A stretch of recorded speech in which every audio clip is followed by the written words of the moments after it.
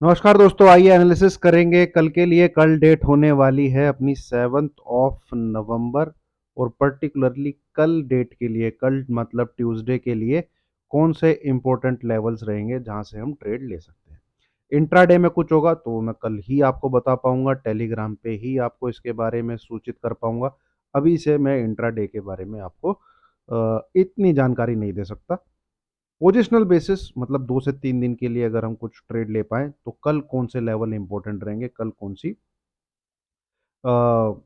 Market में चीज़ें हो सकती हैं जिसमें आपको ध्यान देना है। आज हमने कोई ट्रेड नहीं किया, कुछ भी नहीं किया मार्केट में, सिर्फ देखते रहे और बाकी कुछ नहीं किया।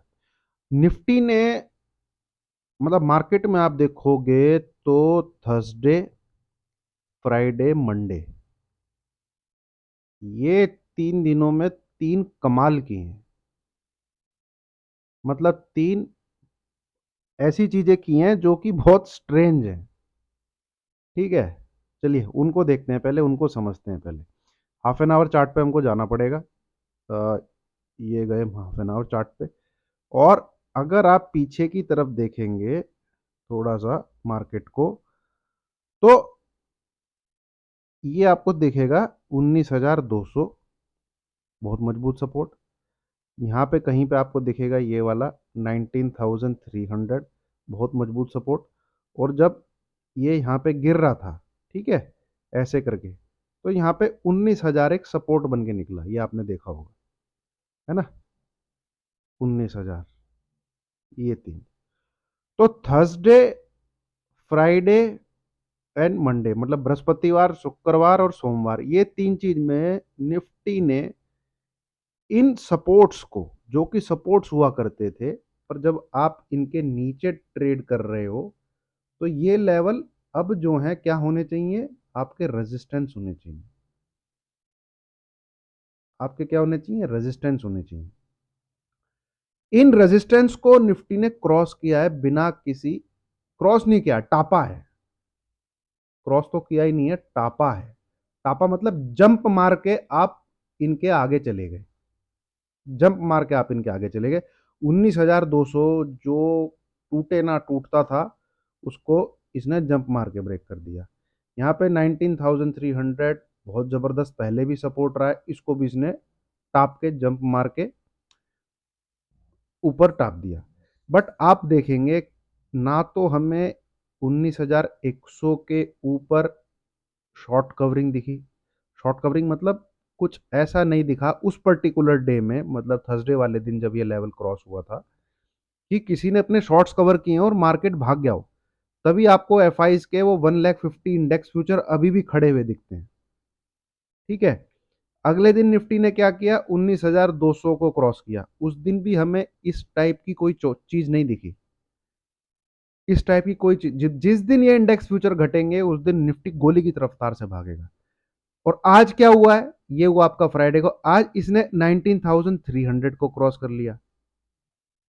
ये जो तीन कमाल दिखाए हैं निफ्टी ने, ठीक है, ये बड़े जैसे देखिए गैप अप हुआ, बट एक चीज इंश्योर करी बुल्स ने कि हम बढ़ाएंगे नहीं पर हम गिरने नहीं देंगे। ठीक है, 19,100 को ये निफ्टी यहाँ पे टाप गया। इस दिन भी एक गैप अप मिला 19,200 के ऊपर। उस दिन भी बुल्स ने यही चीज इंश्योर करी कि जहां पे खुला है हमें यहां से गिरने नहीं देना, हम मार्केट को बढ़ाएंगे नहीं। आज 19,300 को टापा इसने। आज भी इन्होंने शुरू के, आप कह लीजिए 2 बजे तक, एक ही चीज इंश्योर करी कि हमें मार्केट को गिरने नहीं देना, और लास्ट में 40-50 पॉइंट उन्होंने खींचा है लास्ट में। ठीक है, आखिरी के कुछ पलों में। तो ये जो 3 दिन में हुआ है, ये थोड़ा सा, मैंने कभी पहले ऐसा कुछ कभी नोटिस नहीं किया कि ना शॉर्ट कवरिंग का मूव देखने को दिख रहा है और मार्केट जो है भाग रहा है। ये बड़ा स्ट्रेंज है। ठीक है, चलिए अब आ जाते हैं हम डेली चार्ट पे। काफ़ी कुछ हद तक एनालिसिस आपको वीकेंड टाइप ही दिखेगा। जस्ट सिंपल आप यहाँ पे एक बॉक्स लगाइए, ये बस। ठीक है, ये है हमारा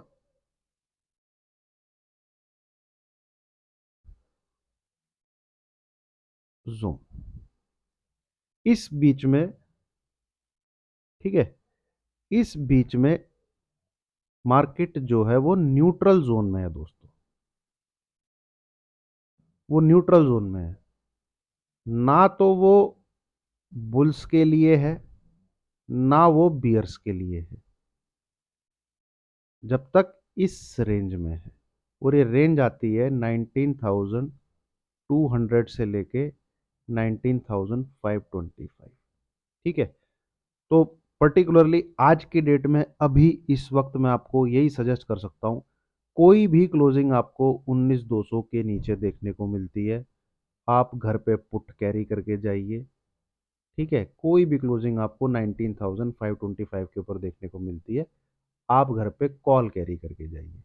और अगर आप बहुत ही ज़्यादा पेशेंस रख सकते हैं, ठीक है, जैसे आज मुझे बहुत मैसेज आए कि कोई स्टॉक स्टॉक, कुछ नहीं यार, एक तो ट्रेड करने का मन ही नहीं था सबसे, तो ये, और दूसरा इस रेंज में छेड़िए मत, चुपचाप देखते रहिए, कुछ मत करिए। ठीक है, फिर भी इंट्राडे कुछ होगा।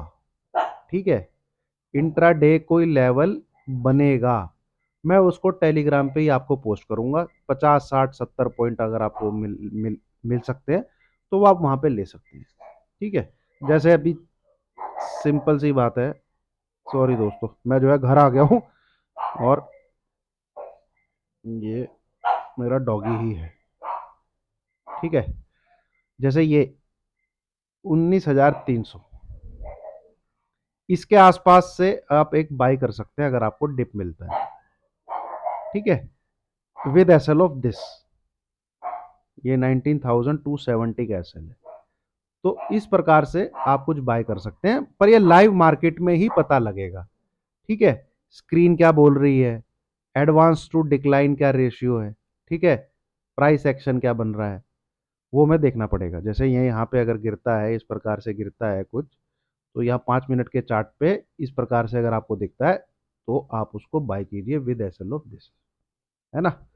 और शुरू में भी ये जैसे आप लाइन खींच के रखते हैं, ठीक है, ये लाइन जब तक इसके लेफ्ट साइड में है, जब तक इसके लेफ्ट साइड में है, इंट्राडे बेसिस में आप बियर बनने की कोशिश ना करें।